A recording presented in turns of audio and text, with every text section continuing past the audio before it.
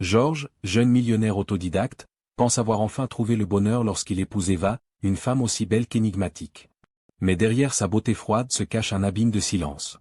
Leur mariage, sans cri ni passion, devient une lente descente vers l'invisible. Eva ne parle pas, ne pleure pas. Elle se retire chaque jour un peu plus. 3 ans plus tard, ils divorcent. Sans heurts, sans guerre. Juste un acte posé, comme un point final à une phrase jamais commencée. 4 mois plus tard, Georges est retrouvé mort. Officiellement, crise cardiaque. Officieusement, poison discret. Silencieux. Commence alors une enquête discrète, portée par un inspecteur tenace, un carnet intime, et le regard d'un fils en quête de vérité. Moussa, le fils de Georges, découvre les mots laissés par son père. Il comprend que l'absence peut tuer, que le silence est un poison lent. Il décide de raconter l'histoire, non pour accuser, mais pour empêcher que d'autres se taisent à leur tour. Pendant ce temps, Eva, en prison, écrit. Pas pour se défendre, mais pour se souvenir. Elle ne demande pas le pardon. Elle assume. Elle raconte son passé, sa peur d'aimer, son enfermement intérieur plus fort que n'importe quelle cellule. À la fin, la mère, témoin silencieux de toute cette tragédie, rend une bague, un symbole, une promesse brisée. Le silence n'a pas tué Georges complètement, il a laissé un héritage. Un cri porté par son fils. Une leçon murmurée au monde. Ne laissez pas le silence s'installer. Parfois, il tue. Georges est assis seul sur un grand fauteuil en cuir, dans une vaste pièce à la décoration sobre mais raffinée. Une baie vitrée ouverte laisse entrer l'air salé de l'océan. Il ne bouge pas. Il regarde la mer. Longtemps. Son téléphone sonne plusieurs fois, il ne décroche pas. Une domestique passe discrètement, dépose un plateau de petit déjeuner qu'il n'a pas touché depuis des jours. Elle ne lui parle pas. Il ne la regarde pas. Georges se lève lentement. Il traverse sa maison. Le silence est épais, presque étouffant.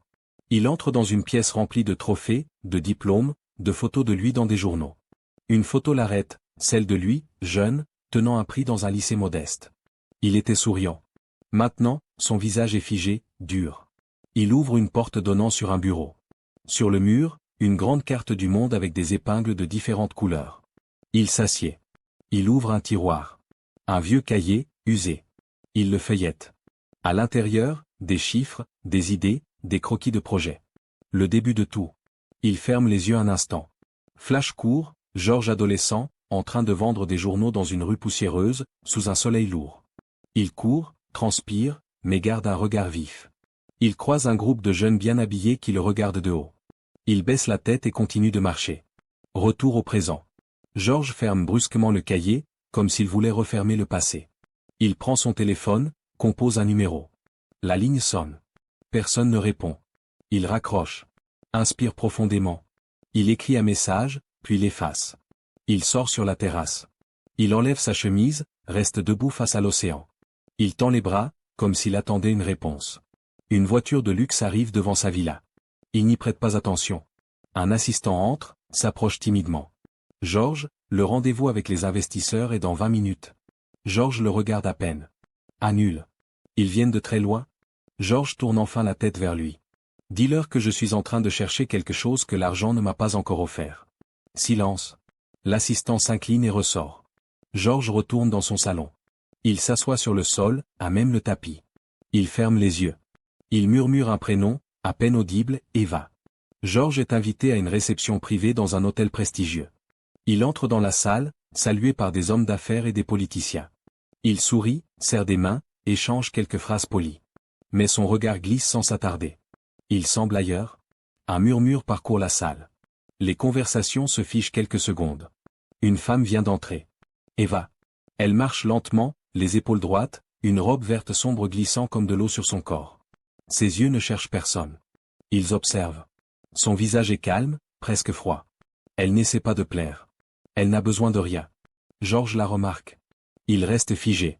Quelqu'un lui parle, il n'écoute plus. Plus tard dans la soirée, il s'approche enfin d'elle, un verre à la main. Elle est seule, près d'une fontaine intérieure. C'est la première fois que je vous vois ici. Elle se retourne lentement. Aucun sourire. C'est la première fois que j'y viens. Vous n'êtes pas du milieu? Je n'appartiens à aucun milieu. Elle le regarde dans les yeux. Un silence. Long. Georges ne sait plus quoi dire. Elle le sauve. Vous me regardez comme si j'étais une énigme. Peut-être que vous en êtes une. Alors ne cherchez pas à me résoudre. On ne sort jamais indemne d'une énigme mal comprise. Elle lui tourne le dos et s'éloigne. Georges reste figé. Il ne comprend pas encore ce qu'il vient de vivre, mais quelque chose en lui s'est déplacé. Il la suit du regard. Dans le parking, un peu plus tard, il la croise de nouveau. Elle ouvre une vieille voiture noire, en parfait état mais discrète. « Je peux vous raccompagner ? J'ai appris à rentrer seul. »« Merci. » Elle entre dans la voiture, démarre, puis baisse la vitre. « Vous êtes un homme qui a tout, n'est-ce pas ?» Georges hoche la tête. « Alors vous êtes aussi un homme en danger. » Elle s'éloigne. Georges ne bouge pas. La nuit est tombée. L'air est devenu lourd. Quelque chose a commencé. Il ne le sait pas encore, mais son cœur vient de signer un pacte en silence. Un matin calme. Georges et Eva marchent pieds nus sur une plage déserte. Le vent est doux. Leurs pas laissent des traces dans le sable, mais ils ne se tiennent pas la main. Aucun mot entre eux. Eva s'arrête. Elle regarde la mer longtemps. « Tu sais pourquoi les vagues ne s'arrêtent jamais ?»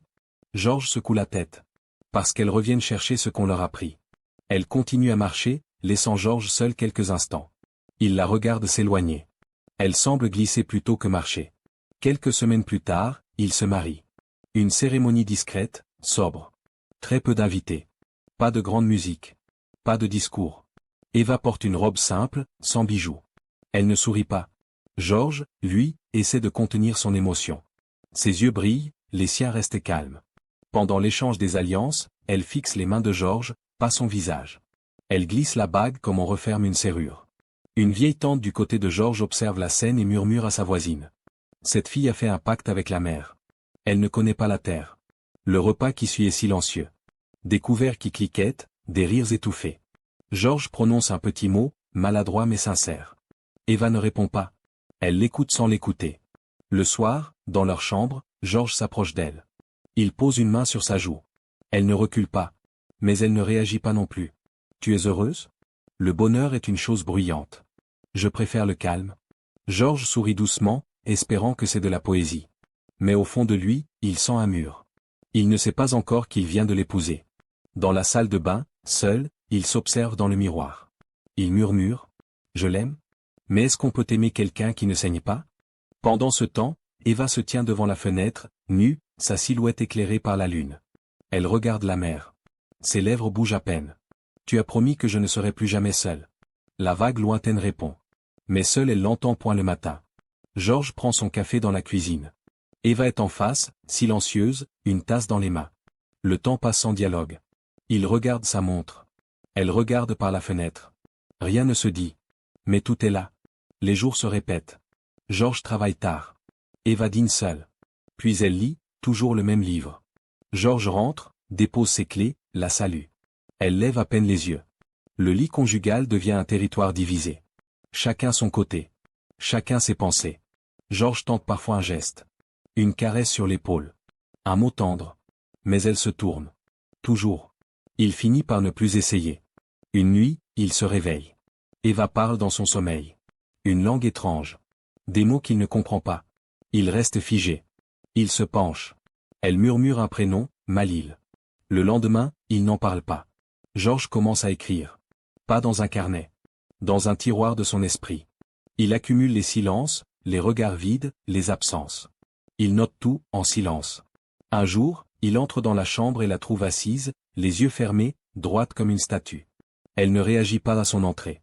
Il reste là, sans bouger. « Tu penses à quoi ?»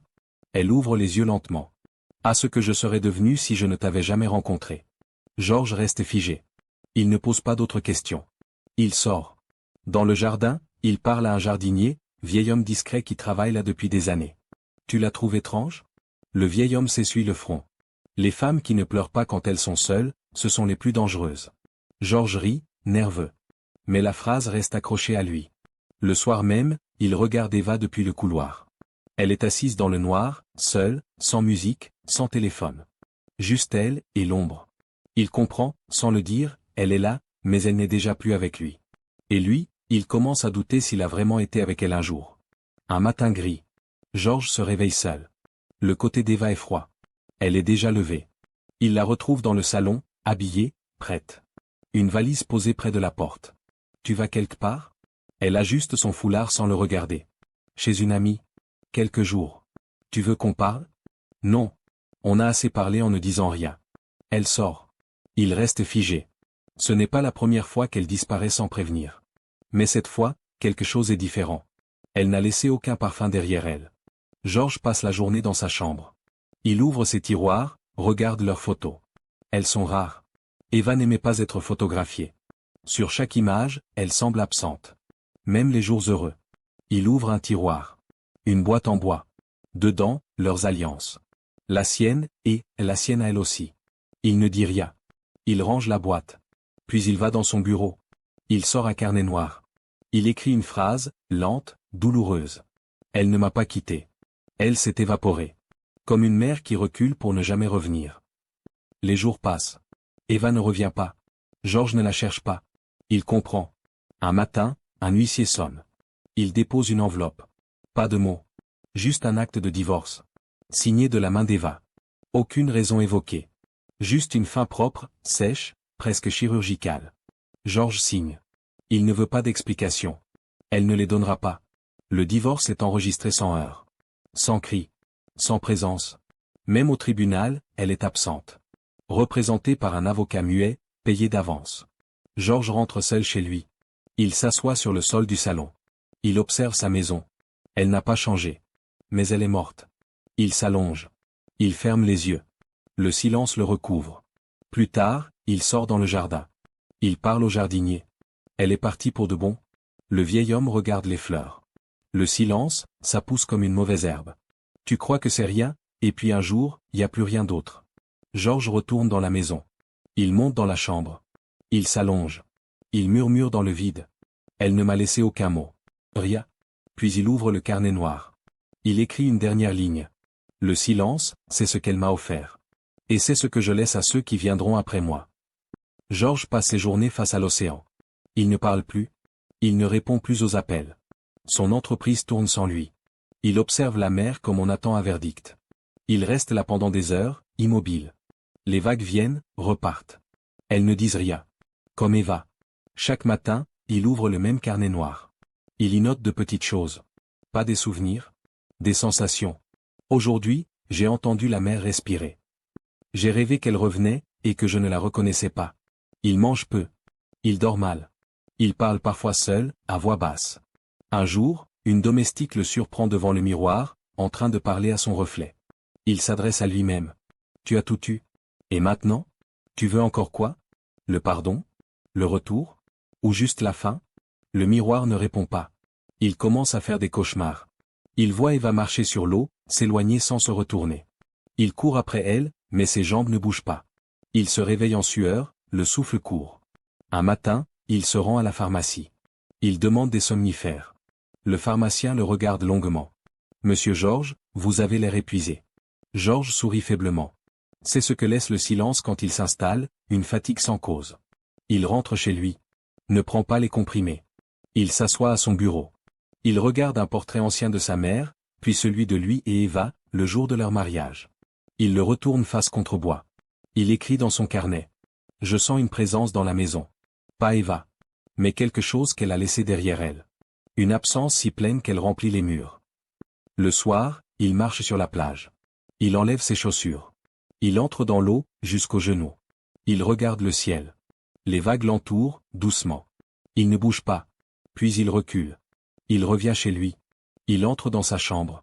Il s'allonge. Il ferme les yeux. Et il murmure une dernière phrase avant de s'endormir. Elle est encore là. Pas dans mon lit, mais dans ma respiration. Le matin s'annonce doux. Le ciel est clair, la mer tranquille. Georges ne descend pas prendre son thé comme d'habitude. La domestique frappe à la porte. Pas de réponse. Elle entre. Elle trouve Georges allongé sur le sol, près de la baie vitrée, un carnet ouvert à ses côtés. Son visage est paisible. Son corps, froid. La police arrive. Les médecins aussi. Un constat est établi, mort subite. Crise cardiaque, probablement. Mais l'autopsie révèle autre chose. Des traces. Des toxines rares, marines. Un poison lent, insidieux, qui ne laisse presque rien derrière lui. Quelque chose d'invisible, comme le silence. On interroge les proches. Personne n'accuse. Personne ne comprend. Eva est informée.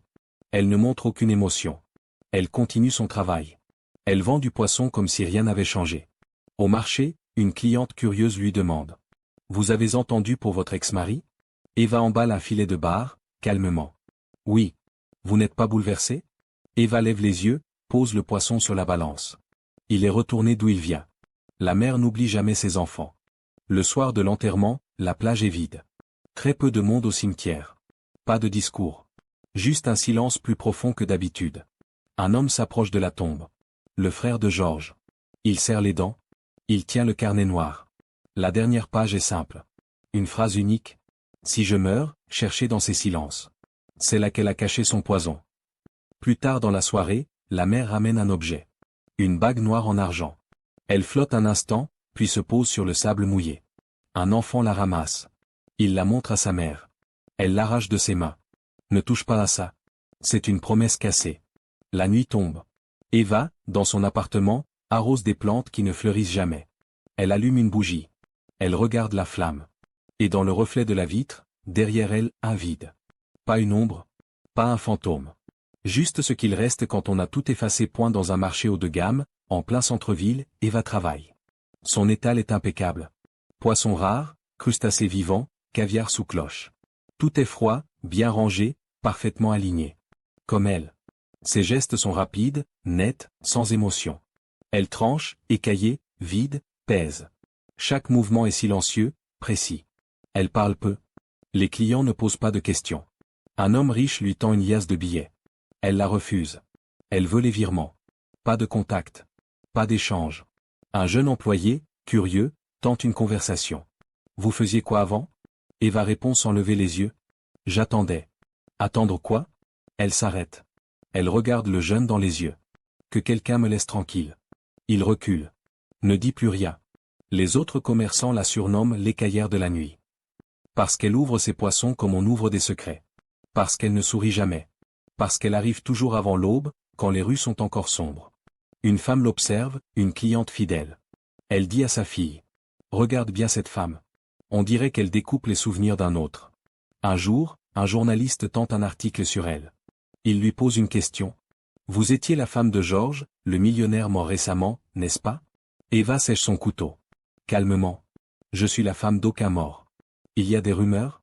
Ceux qui croient aux rumeurs finissent toujours par être mangés par elles. Elle lui tourne le dos. Le journaliste repart sans article. La nuit, Eva rentre seule. Son appartement est propre, vide. Une plante verte dans un coin. Un bol de riz. Une boîte verrouillée sur l'étagère. Elle ne l'ouvre jamais. Avant de dormir, elle écrit parfois. De courtes phrases sur des bouts de papier qu'elle brûle ensuite dans une assiette en métal. Ce soir-là, elle écrit. Il m'a aimé pour ce que j'aurais pu être. Moi, je savais déjà ce que je n'étais plus. Elle allume l'allumette. Le papier se consume. Elle s'allonge. Ferme les yeux. Le silence est total. Dans un petit bureau modeste, un homme relit les papiers d'une affaire classée trop vite. L'inspecteur Malik. Il n'a pas connu Georges personnellement. Mais quelque chose l'intrigue. Ce dossier, ce rapport d'autopsie. Trop propre. Trop vite bouclé. Il dépose une photo de Georges sur la table. Puis celle d'Eva. Il les regarde longtemps. Il y a quelque chose qui ne parle pas, dit-il à voix basse. Il reprend tout depuis le début. Le divorce. Le testament. Les analyses. Il découvre une clause étrange. En cas de décès inexpliqué, ouvrir le coffre 213B à la Banque centrale. Le lendemain, Malik s'y rend. Il ouvre le coffre. À l'intérieur, une clé USB, une bague noire, un carnet en cuir. Le carnet de Georges. Il lit. Chaque mot est une blessure encore ouverte.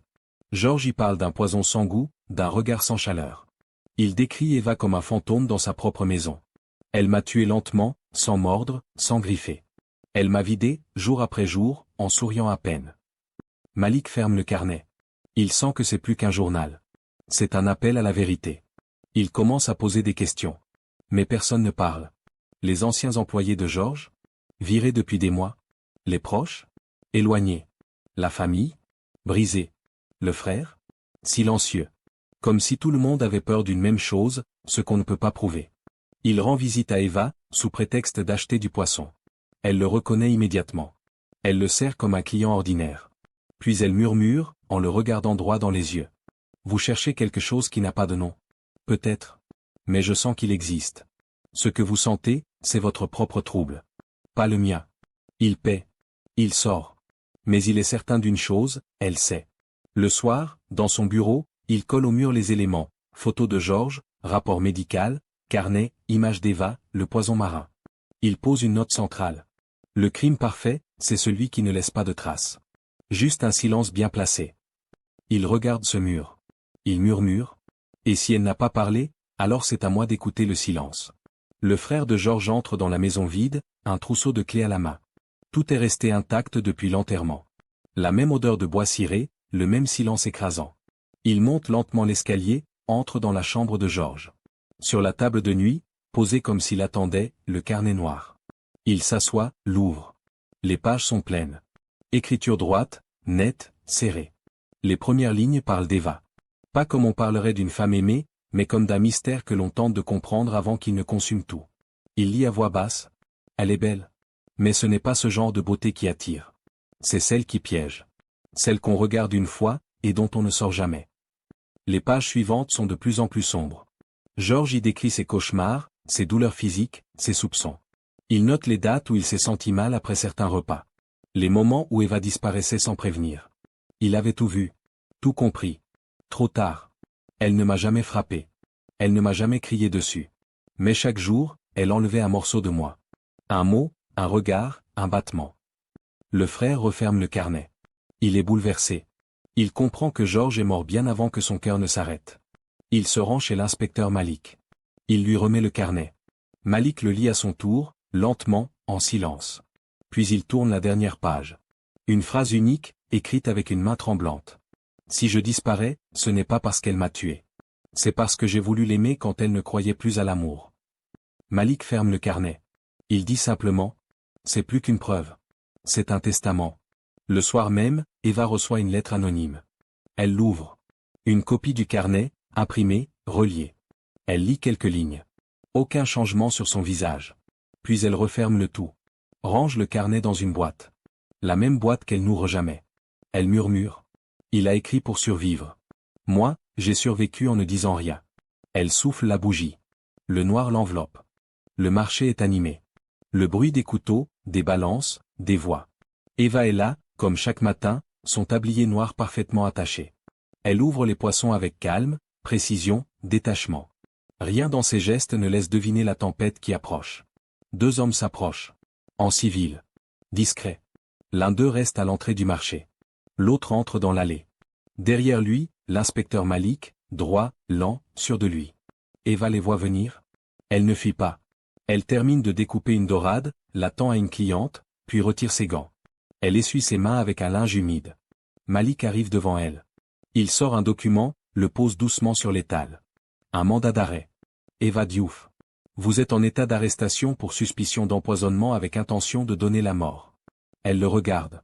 Longtemps. Il est vraiment mort, ou il vous manque encore? Il nous manque assez pour qu'on cherche la vérité. Elle hoche lentement la tête. Elle se tourne, dépose son couteau. Elle dit à la jeune employée à côté. Ne laisse jamais la glace fondre. Elle cache trop de choses. Les menottes se referment. Les passants s'arrêtent. Certains filment. D'autres murmurent. Une cliente laisse tomber son sac.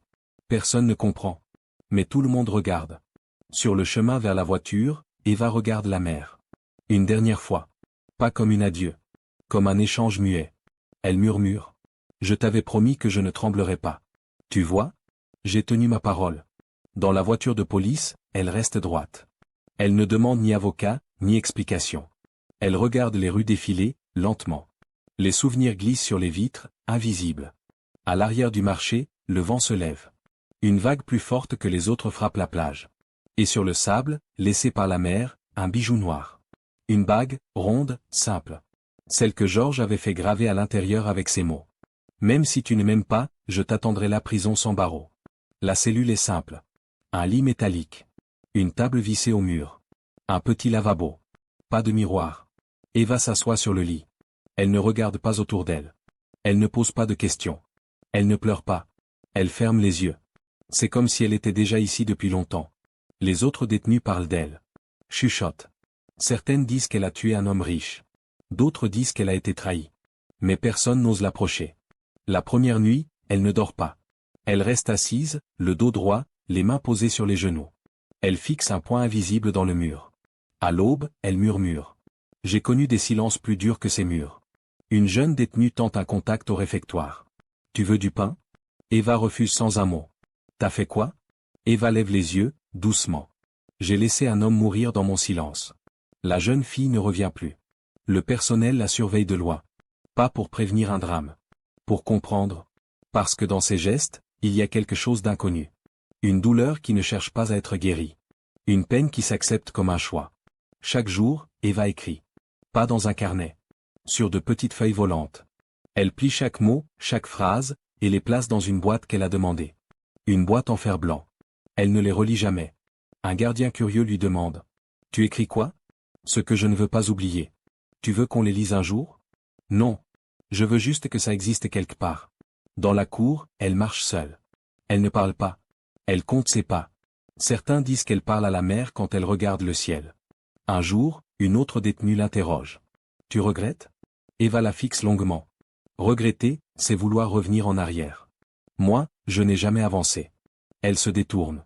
Elle murmure à elle-même, très bas. C'est ici que je respire pour la première fois. Pas dehors. Pas avec lui. Ici. La prison n'est pas ce qui l'enferme. Elle est ce qui la révèle. Moussa, le fils de Georges, entre dans la bibliothèque de la maison familiale.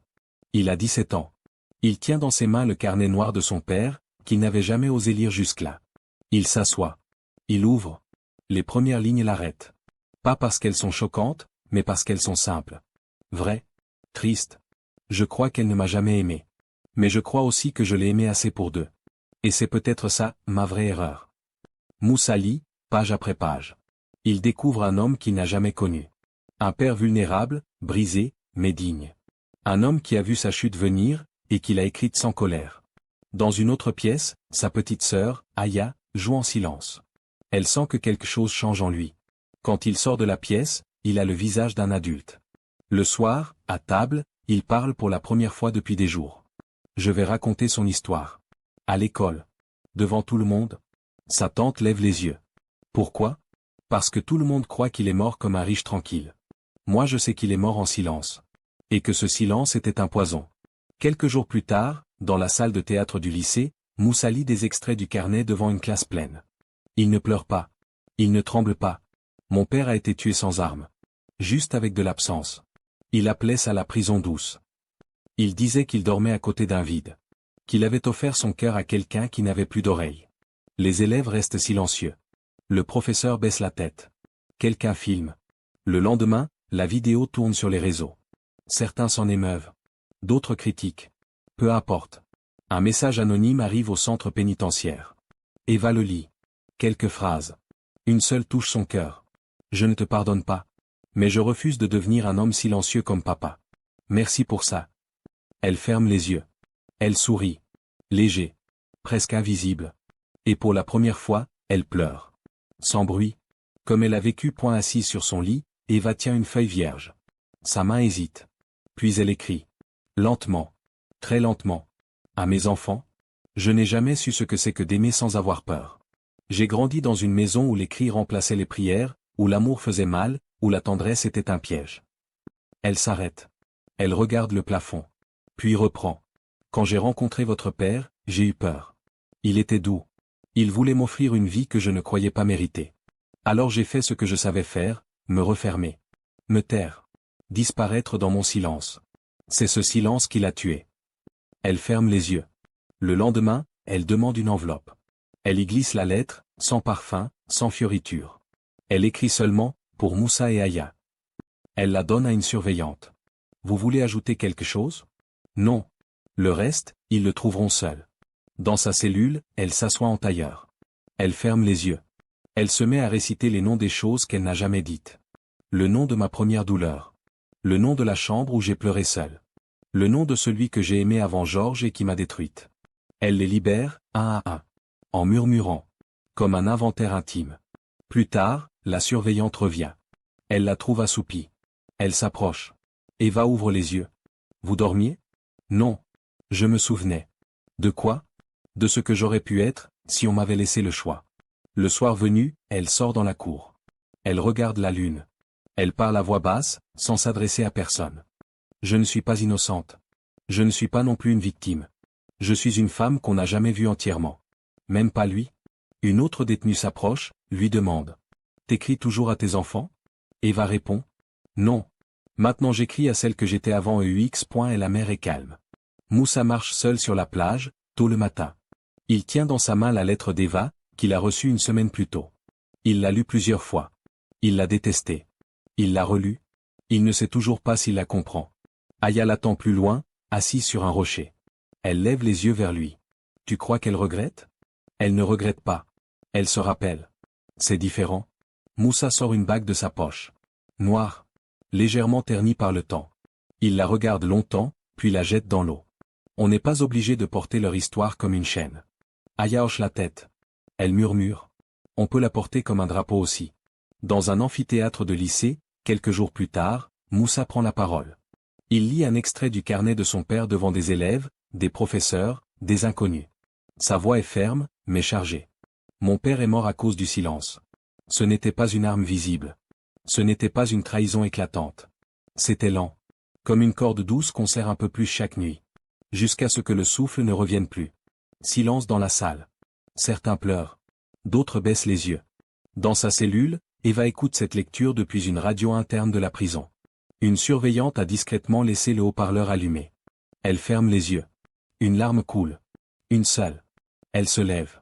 Elle range tous ses papiers. Elle brûle certains mots. Elle garde d'autres. Elle sourit légèrement. Tu l'as fait, Georges. Tu as transformé ton silence en voix. En vérité. Sur la plage, la mer efface les pas de Moussa. Dans la prison, Eva écrit une dernière phrase sur le mur, au crayon. Il m'a laissé vivante. Je lui ai laissé le sel. Les silences qu'on laisse. Optionnels pour clôturer avec poésie ou lancer une suite. Des années ont passé. Eva a été libérée. Discrètement. Elle vit aujourd'hui dans un petit village côtier, sous un autre nom. Personne ne sait qui elle est. Elle vend du poisson, encore. Mais différemment. Plus doucement. Elle parle peu, mais elle répond au sourire. Un jour, un adolescent entre dans sa boutique. Il s'appelle Malil. C'est un joli prénom, dit-elle. C'était celui de mon oncle. Il est mort très jeune. C'est ma mère qui m'a donné ce nom. Eva blêmit. Elle connaît ce nom. Celui qu'elle murmurait dans son sommeil. Celui que Georges n'a jamais osé questionner. Le passé revient parfois, mais dans les habits du présent. Eva lui offre un poisson sans le faire payer. Il la remercie, sort, et se retourne. Vous ressemblez à quelqu'un que j'ai vu dans une vidéo. Elle ferme les yeux. On a tous des visages qu'on aimerait oublier. Merci d'avoir écouté cette histoire. Si elle a touché quelque chose en vous, si elle a réveillé un souvenir, une émotion, ou simplement un peu d'espoir. Abonnez-vous. Pas seulement pour une vidéo de plus. Mais pour continuer ensemble ce voyage à travers des récits oubliés, des vérités humaines, et des silences qui parlent plus fort que les mots. Votre écoute donne vie à ces histoires. Merci d'en faire partie.